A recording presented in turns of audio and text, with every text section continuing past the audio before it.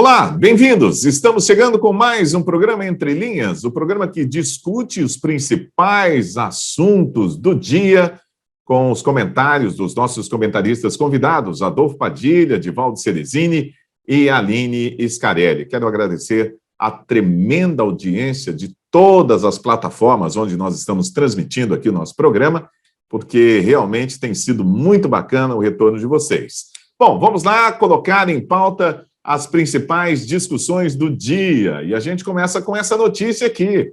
Olha, alegando suspeita de Covid, Pazuello pediu dispensa de depoimento na CPI. O ex-ministro da Saúde diz que teve contato com 2 assessores que estariam infectados. O colegiado deve deliberar se o depoimento dele poderá ser de forma virtual.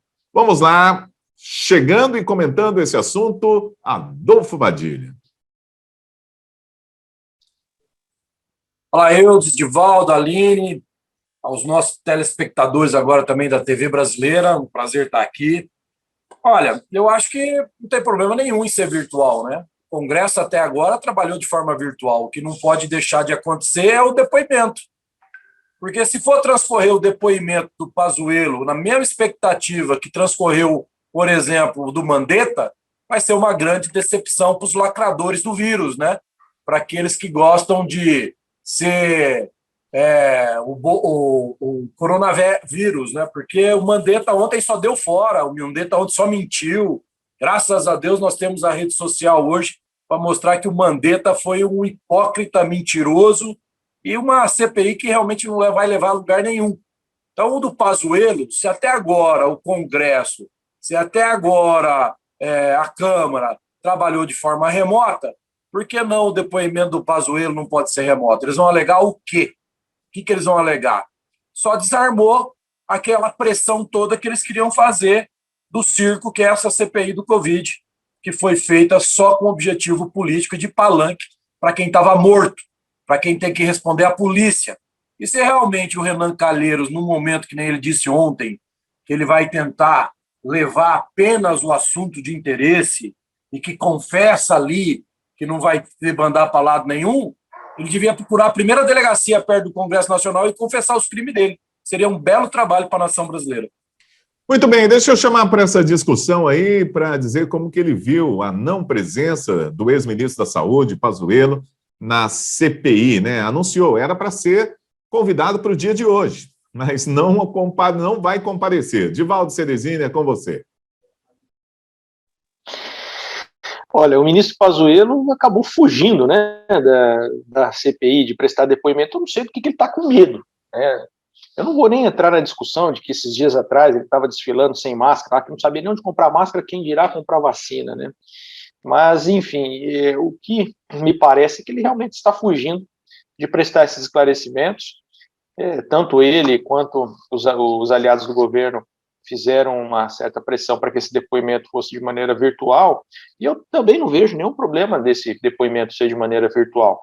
O problema foi a motivação disso daí, né? Porque ele não conseguiu se sair bem no media training que o Estado brasileiro pagou para ele no final de semana, então optaram por fazer com que ganhasse algum tempo com isso, né? Não acredito nessa versão que ele apresentou do contágio, de possivelmente estar contaminado com coronavírus, e eu sinceramente faço votos que ele preste o depoimento dele e que se preste a esclarecer os motivos das decisões que ele tomou.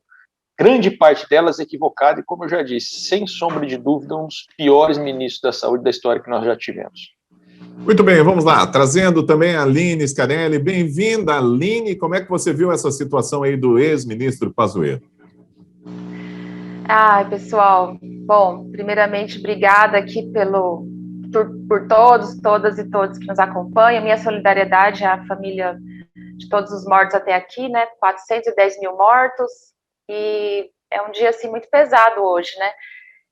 E como a gente precisa manter o riso, como diria Paulo Gustavo, então é assim, esse Pazuello, ele teve muita graça ontem na internet, ele testou positivo para Na verdade, testou positivo para covarde 17. Teve outra fala engraçada também, que foi testou positivo para cagaço. Então, assim, ontem a internet foi, o tempo todo a gente foi bombardeado, né? Agora, assim, foi o que o Divaldo falou, o cara já estava ali nem aí para nós, nem aí para o Ministério da Saúde, nem aí para nada, andava sem máscara, né? E ele teve Covid lá em outubro, pessoal, ficou internado no hospital militar, então eu acho muito difícil que ele tenha mesmo tido de novo contágio.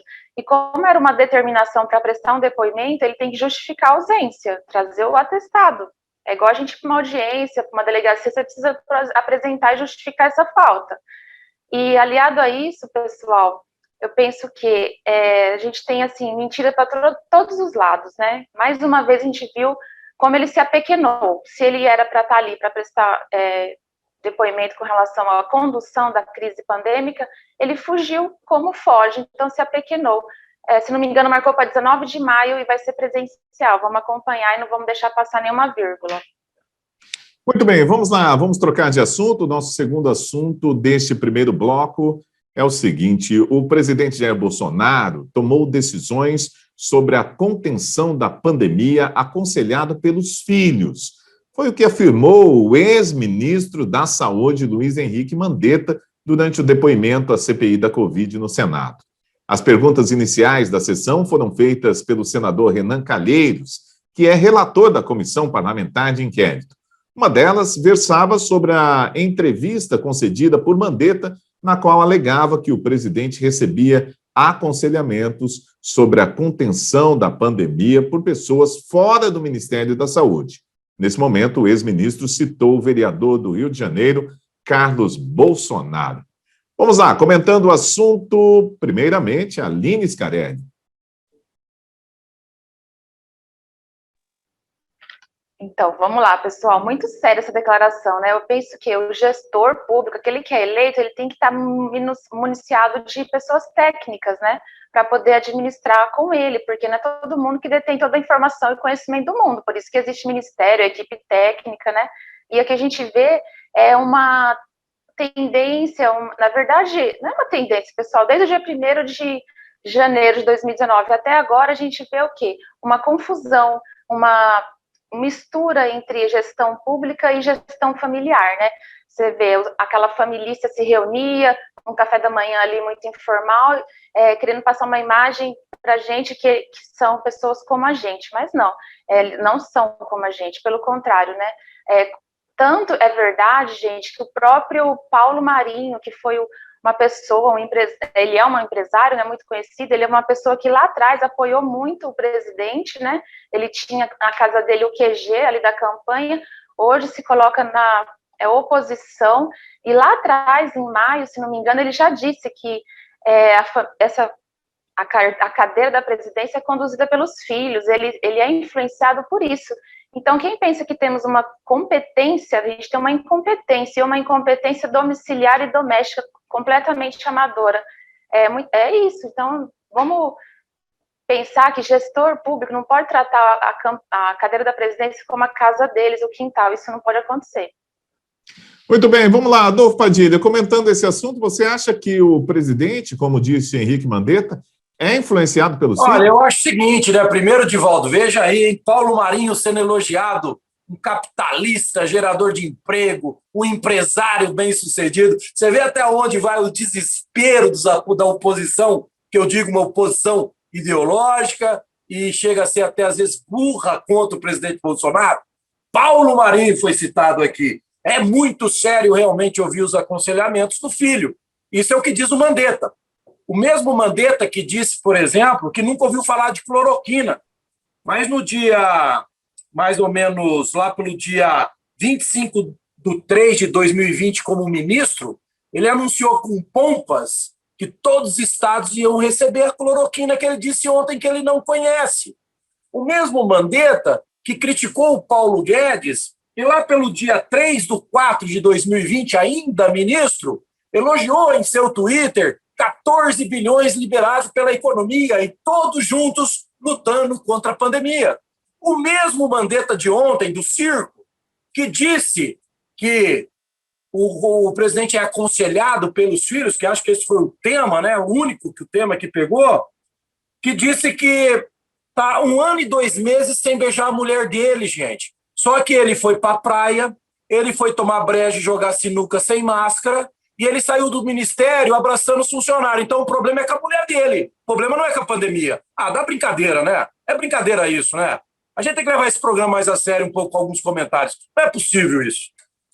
Muito bem, vamos lá. Divaldo Ceresini comentando esse assunto. Como é que você viu o Mandetta ontem na CPI? Olha, o Mandetta expôs a visão dele a respeito do acontecido. Eu entendo que a gente tem que colocar sempre as coisas dentro do seu contexto. Isso já foi defendido aqui em diversos momentos. E naquele contexto no qual estava inserida a gestão do Mandetta, era um cenário que a gente sabia muito pouco da pandemia. Ela chegou, havia acabado de chegar no Brasil naquele momento, iniciava-se naquele momento a questão do mito aí da cloroquina, e realmente era uma situação de conhecer a doença e tentar atacar. Eu entendo que existem muitas coisas que são imputadas ao Mandetta de maneira distorcida.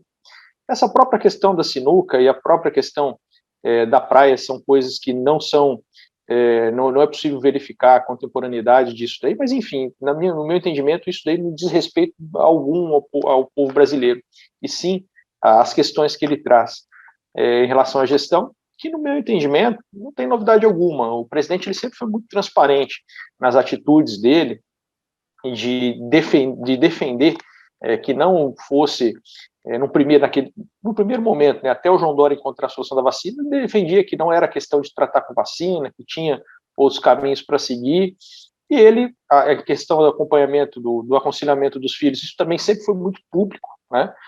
E a gente sente falta, sim, de ter aquela promessa de campanha cumprida, de ter pessoas com conhecimento técnico tomando as decisões dentro do governo. Mas não adianta colocar qualquer um, que seja, no caso do Ministério da Saúde, formado em medicina. Eu, particularmente, tenho gostado bastante da gestão do Queiroga. Muito bem, vamos lá. A Aline Scarelli pediu a palavra, vou passar para você, Aline, 30 segundos aí. É importante dizer, pessoal, que essa fala do Mandetta, ela surge... Por quê? Porque se existe uma pandemia, ela está desde 1 ano aí, mais de 1 ano, e aí o presidente precisa de aconselhamentos técnicos para poder lidar com essa crise. O que veio essa fala à tona? Que o presidente não ouvia quem tinha a técnica na mão, quem naquele momento poderia auxiliar de forma técnica. Quem que ele ouvia? Ele ouvia a família, ele ouvia o Osmar Terra, que eram pessoas paralelamente nessa condução, e não quem estava diretamente na condução. Então é sobre isso que a gente tem que se debruçar, é sobre se um presidente, no momento, ele estava se aconselhando de gente que tinha a técnica e a ciência na mão, ou estava partindo por uma questão que diz respeito à família, aos paralelos. Osmar Terra, né, Telegram, fake news, era disso que ele se alimentava, por isso chegamos aonde nós chegamos. Muito bem, vamos lá, Adolfo Padilha, agora com você pediu palavra, vamos lá, 30 segundos. Não, 2 pontos, né? O primeiro dizer o seguinte, que a questão da CPI, se alguém aqui ainda não percebeu, ela foi montada para dizer que o presidente incentivava a aglomeração, e o Mandetta ontem quis dizer que ele sempre foi contra, então por isso o caso da sinuca, por isso o caso da praia, e a gente ficou triste saber que ele não beija a mulher dele. Segundo o levantamento aí, do último comentário, a CPI também é para tentar descaracterizar o presidente. E viva a internet, como foi dito aqui no começo, que tem vários vídeos bombando na internet desde ontem, desmentindo tudo que o próprio Mandetta falou. Vídeo dele, como ministro, apoiando a economia, apoiando a cloroquina, dizendo que a economia ia quebrar. E, para finalizar, se esse país fosse sério, o Mandetta ontem sairia preso da CPI por tanta mentira que ele contou lá ontem. Muito bem, nós estamos encerrando essa primeira parte aqui do Entre Linhas. Vamos por um rápido intervalo, voltamos já já.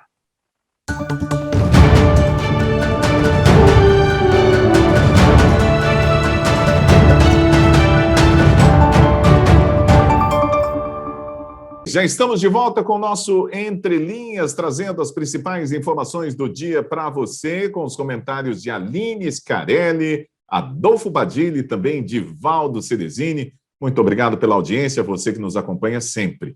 Vamos lá, então, para a próxima informação desse segundo bloco, que é a seguinte.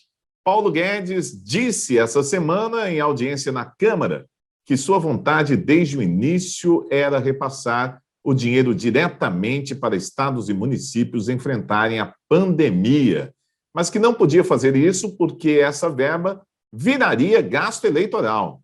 As palavras dele: sou um federalista, minha vontade era mandar dinheiro, mas eu tinha responsabilidade pelas gerações futuras. Não podia mandar dinheiro e governadores e prefeitos transformarem isso em despesas eleitorais. Em 2020, foram gastos pela União 46,3 bilhões de reais nas medidas de enfrentamento à pandemia. Segundo o levantamento do Senado, mais 5,6 bilhões nos primeiros 100 dias de 2021. Muito bem, vamos lá. Comentando esse assunto, Divaldo Ceresini. Compartilho da posição do Paulo Guedes, né? Eu entendo que quem melhor deveria administrar o dinheiro seriam os municípios. Porém, nós já vimos em diversos momentos, inclusive durante a pandemia, o mau uso desse dinheiro público por parte dos nossos gestores, né? Tanto na parte do desperdício quanto na parte da corrupção também. Então, a gente fica naquela sinuca de bico, né? Transferir a responsabilidade da gestão desses recursos para os municípios e ver a situação se agravar por conta do mau uso, da corrupção, ou segurar no governo federal e sujeitar também a decisões equivocadas que foram tomadas. É uma situação realmente muito complicada que a gente vive. Mas o resultado final dessa história toda, na minha opinião, sempre cai no mesmo lugar. Nós precisamos escolher pessoas melhores para nos representar, em vez de ficar sempre acreditando naquele canto da sereia que fala as palavrinhas mágicas que a gente quer ouvir. Como é difícil a gente sair dessa situação, não é verdade, pessoal? Quem assistiu as manifestações do dia 1º de maio agora pôde perceber isso. Um canalha, um bandido condenado como o Roberto Jefferson, sendo ovacionado porque falou as palavrinhas mágicas. Carcinha apertada, Bolsonaro mito e Globo lixo. Isso é um absurdo, pessoal. A mudança que a gente quer começa por nós mesmos. Muito bem, vamos lá. Adolfo Padilha comentando o assunto aí do envio do dinheiro pelo Paulo Guedes, né? Será que ele poderia enviar mais e não quis fazê-lo por conta disso? O Brasil se movimenta com milhões de pessoas na rua e a gente vê uma colocação tão rasa, tão baixa e de tão baixo entendimento, né? Mas fazer o quê? Nós estamos aqui com a liberdade de cada um se expressar do jeito que quer. O Paulo Guedes está certo. Só que a gente viu o que aconteceu ao liberar a gestão para os governadores, o desvio que foi feito. Tivemos aí, na época do Mandetta, respiradores comprados a preço de carro importado, enquanto tinha respiradores a preço de Fusca, seminovo, né? Nós tivemos aí falta de oxigênio e o cofre do Estado bombando de dinheiro entregue pela União. Nós tivemos aí falta de UTI, sendo que foi dado dinheiro para construir hospitais equivalente a 50 mil leitos de UTI. Eu li um texto ontem que o governo federal liberou aos estados, daria para o Brasil ter 50 mil leitos a mais de UTI. E quem que é o genocida? Quem cometeu o crime? Há um erro global? Óbvio. Diante de tantas incertezas, é impossível alguém dizer que acertou tudo. Mas querer gerar culpa, querer dizer de quem é a culpa, sem as evidências claras, se eu dou o dinheiro e você recebe e você não aplica, o erro não está em quem doou, está em quem aplicou errado. Isso é fácil de entendimento. É só tirar a travinha ideológica dos olhos, né? Então, o Paulo Guedes, concordo com ele.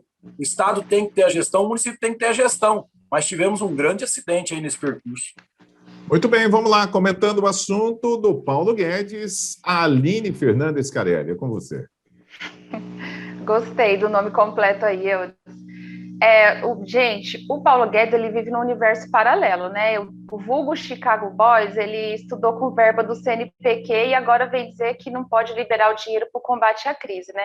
E ele se diz um neoliberal, e assim, ele não tem nada disso. Eu respeito muitos liberais que têm inteligência. No caso dele, ele é um irresponsável mesmo, né?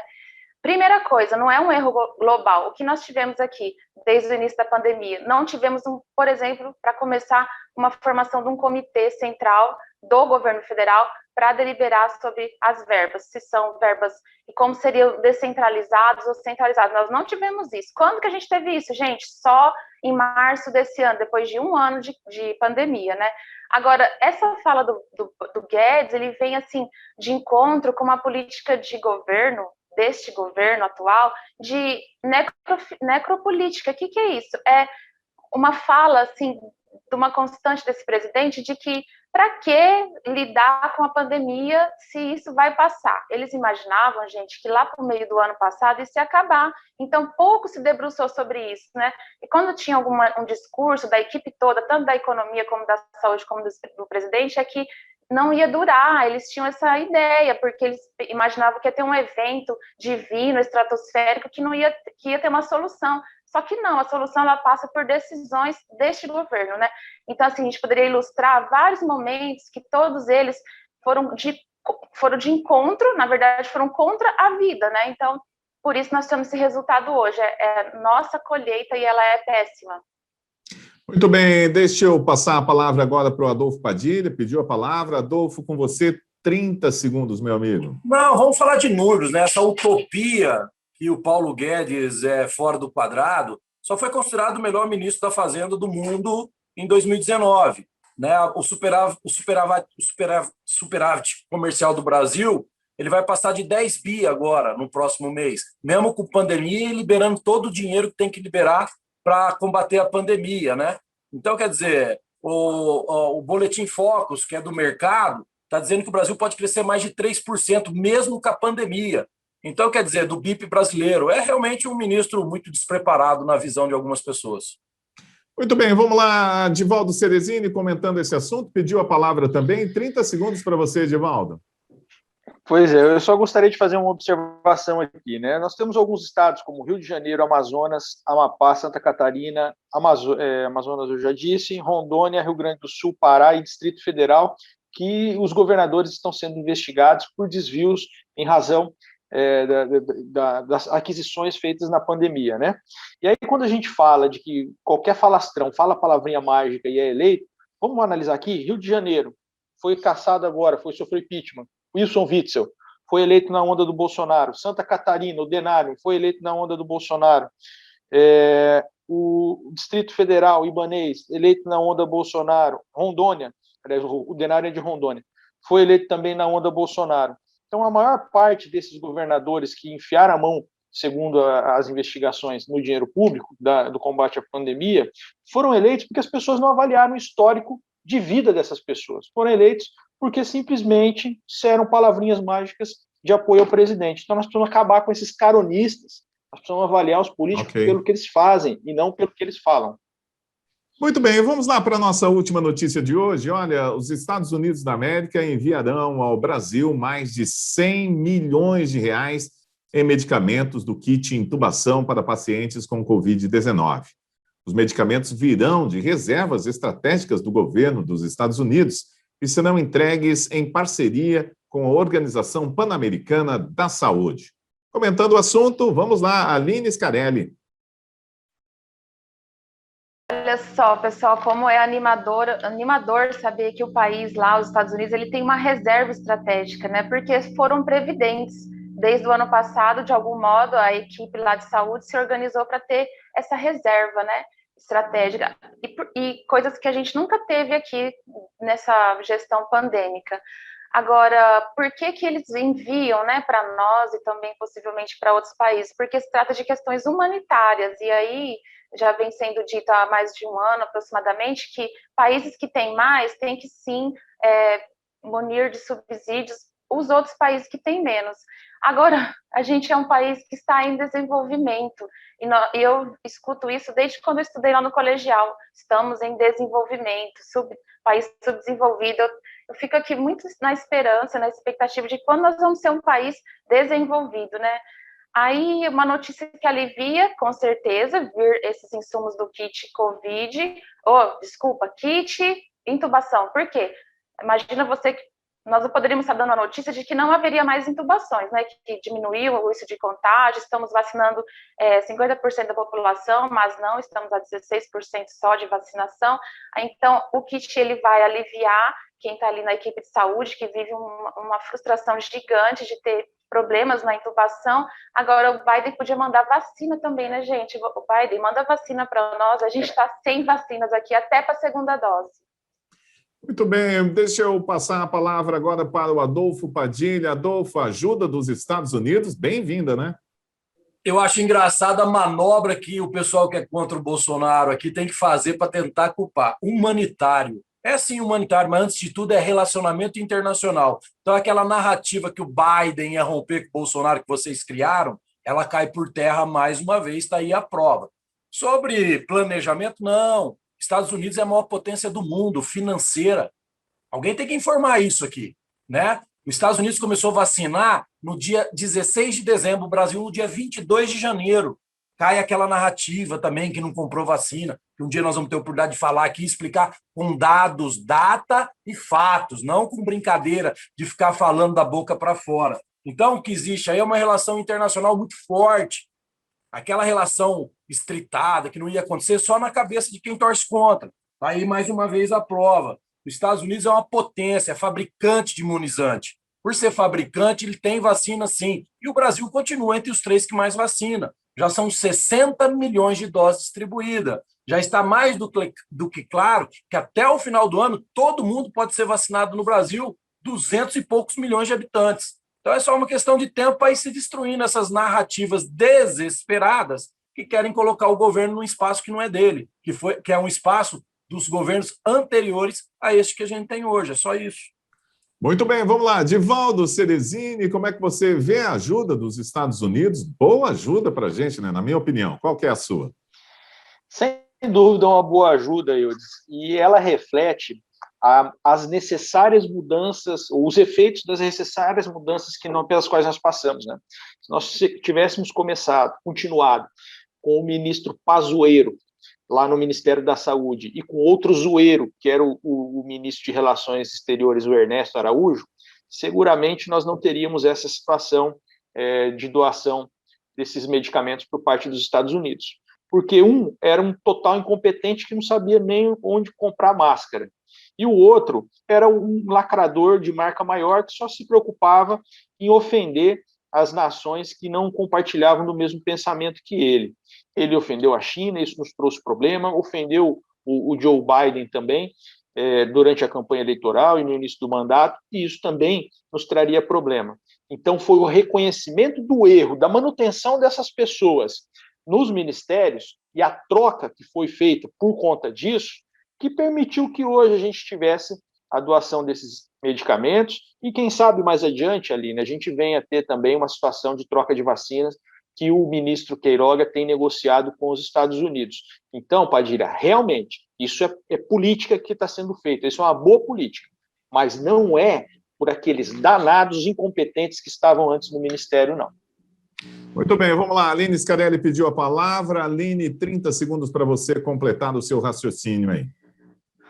Gente, não é Biden versus Bolsonaro, é Estados Unidos e Brasil. E essa vinda desses medicamentos, medicamentos é a partir desse consórcio, essa Organização Pan-Americana de Saúde, a OPAS, que é uma reunião de países da América Latina. Então, sim, são causas humanitárias que se movimentam e os países ali que tem mais, eles sim ajudam os outros, né? Então, essas razões humanitárias, elas têm que ser louvadas, inclusive celebradas, porque a gente não vive numa ilha, não vivemos, nós precisamos de boas relações. É sobre isso, pessoal, não tá fácil, não. Muito bem, vamos lá. Adolfo Padilha também pediu a palavra. Adolfo, 30 segundos para você. Vou repetir aqui como é engraçado ver a manobra que tem que fazer para, de alguma forma, desmerecer o presidente Bolsonaro. Eu deixo uma pergunta aqui para você que está nos assistindo. Mudou o ministro, mudou o chanceler ou mudou o presidente? Para mudar tanta situação assim, já que era ela tão caótica na cabeça de algumas pessoas. Mudou o presidente, não é mais o Bolsonaro? Ou um presidente sem credibilidade há um ano atrás agora ganhou credibilidade com os Estados Unidos? É uma questão de, de bom senso. Óbvio que a relação nunca teve estremecida. Os seguidores do berrante virtual, que nós temos muito, acreditavam nisso. E cada vez mais vai se provando que isso nunca aconteceu, né? Ok, muito bem. Eu quero agradecer aqui o Adolfo Padilha, Divaldo Cerezini e também a Aline Scarelli. Vou colocar todo mundo na tela. O Divaldo colocou aqui um recadinho. Qual é o recadinho aí, Divaldo Cerezini? Você colocou na tela aí. Esse último comentário do Padilha não tem nada a ver com o assunto. Meu, coloca aí na tela o recadinho para puxar o saco do comentário que tem a ver ele só o comentário que ele tem a ver, ele engoliu o que ele teve que falar. O seu discurso antes, meu amigo, o seu discurso antes é que o Bolsonaro não tinha habilidade, que a parceria com os Estados Unidos era importante. Você lembra disso? Porque eu lembro, tá gravado. E agora você vem com o discursinho que o ministro Queiroga valorizei o presidente. Eu lembro, eu valorizei tem que ter uma linha.